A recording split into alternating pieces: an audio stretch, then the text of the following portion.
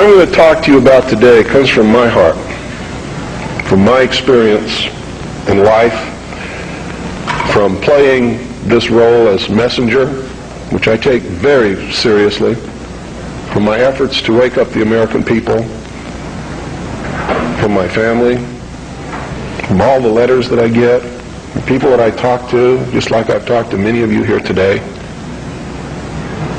I've learned some things. And I think these things need to be passed on to you. And I think you need to start examining yourself, your agenda, your mission.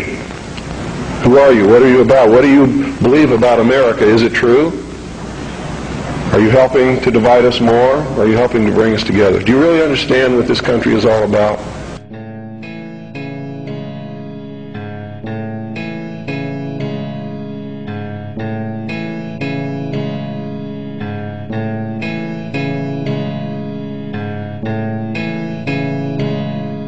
If you listened to shortwave radio throughout the 1990s, you were bound to invariably come across the sound of a captivating voice in the wilderness. That authoritative and self-assured voice for 5 nights a week would educate us, enlighten us, and most importantly, warn us of things to come. So they disguised their true intent and their true teachings, the esoteric, with a system of exoteric descriptions. That to the profane would mean one thing, and to the initiate or the adept would mean quite another. But that was then. This is now. What sort of creature inhabits the modern domain? Who is the modern man? That voice spoke to us of matters esoteric and exoteric, political and supernatural, scientific and lawful. That voice was world-renowned author, radio show host, and ex-Naval Intelligence Officer Milton William Cooper, otherwise known as Bill Cooper. I was reared in a military family. My father's an Air Force colonel. He's retired now. He was a command pilot.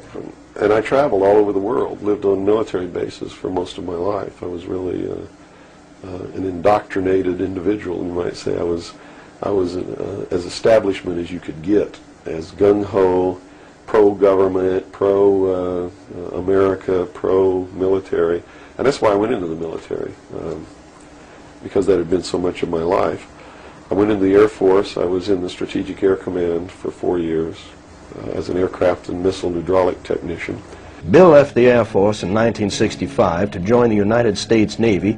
Cooper was a member of the Office of Naval Security and Intelligence, serving as a harbor and river patrol boat captain at Da Nang and the Dong Ha River Security Group, Qua Viet, Republic of Vietnam.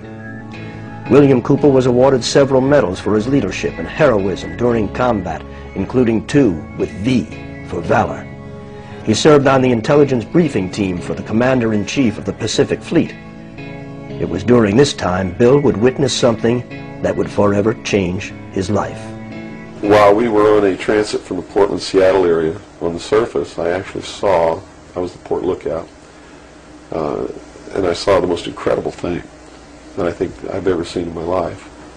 And it had such a profound effect upon my view of the universe and the world that we live in, that I wish everybody could experience this.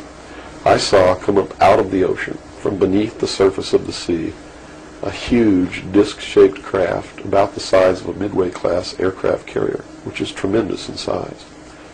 Came up out of the ocean and rose into the air and tumbled on its axis and went up into the clouds, and I was awestruck, dumbstruck. And I mean dumbstruck, literally. I could not utter a sound. And my first impulse was to tell the officer of the deck that I'd seen a flying saucer, and then luckily for me I couldn't talk. So I told the officer of the deck that I'd seen something about 15 degrees off the port bow at a relative distance of about 2.5 nautical miles. And he began to look in that area. And the starboard lookout had heard me tell him this, and he began to look over there. And it did something that as far as I knew, was absolutely impossible. I'd been in the Air Force. I'd worked on the state-of-the-art of our aviation capabilities, and here I was on the deck of a submarine in the conning tower, and I knew what we had to be able to have to go underwater, and I knew that the two were incompatible. Here's something that came from under the water and flew in the air and performed maneuvers, and then came back down and interfaced with the water at tremendous speed and remained intact, which realistically it never touched the water. The water sort of magically opened up in front of it, but something had to interface with that water. Anything that we had that interfaced with the water in that manner would have been disintegrated. It's like hitting a brick wall. So I was looking at a technology that, as far as our laws of physics and what we knew at that time, didn't exist. This was in 1966. But when we reached Pearl Harbor, we were not allowed to go ashore to go on liberty, even though we didn't have the duty. And about 2 hours after we berthed at the submarine base, a commander from the Office of Naval Intelligence came on board and debriefed each one of us individually in the captain's stateroom. And the ultimate outcome of the debriefing was that we didn't see anything, we didn't hear anything, and we had to read rules and regulations that told us that if we ever talked about what it was that we didn't see, that we could be imprisoned, we could be fined $10,000, we could lose all pay and allowances due or ever to become due. And I learned at that moment that the United States Navy didn't want anybody to know about what we saw, and that severe consequences could come down around the neck of anybody who did. This one event had started Bill on what would become a lifelong quest that would lead him into investigative territories such as extraterrestrial life, high-level government cover-ups, and the role secret societies play in all these scenarios.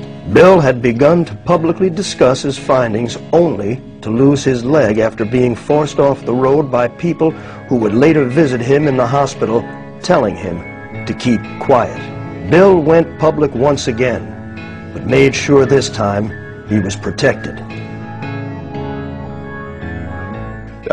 Originally back, I guess when Bill was first starting to release all of this material, he had released a document called The Secret Government, subtitled The Origin, Identity, and Purpose of MJ-12.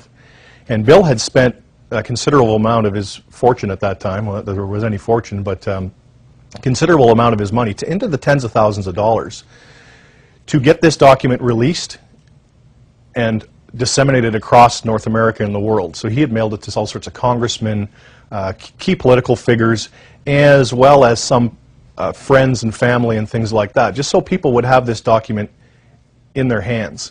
And that's how I protected myself, or at least that's what I thought would protect me, and so far it's proven to be right, was that if I got literally in front of the public overnight, in front of a large public, that they wouldn't do anything to me because it would substantiate what it was that I'm saying.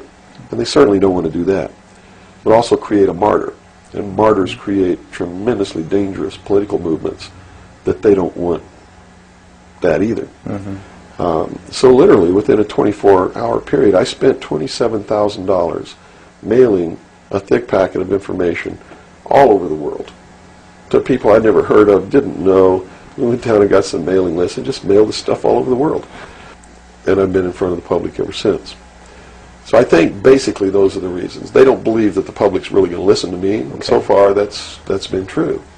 There is a small group of people all over the world who are awakening, who are beginning to understand that they've been living their life in fantasy land, and who are actively seeking the truth.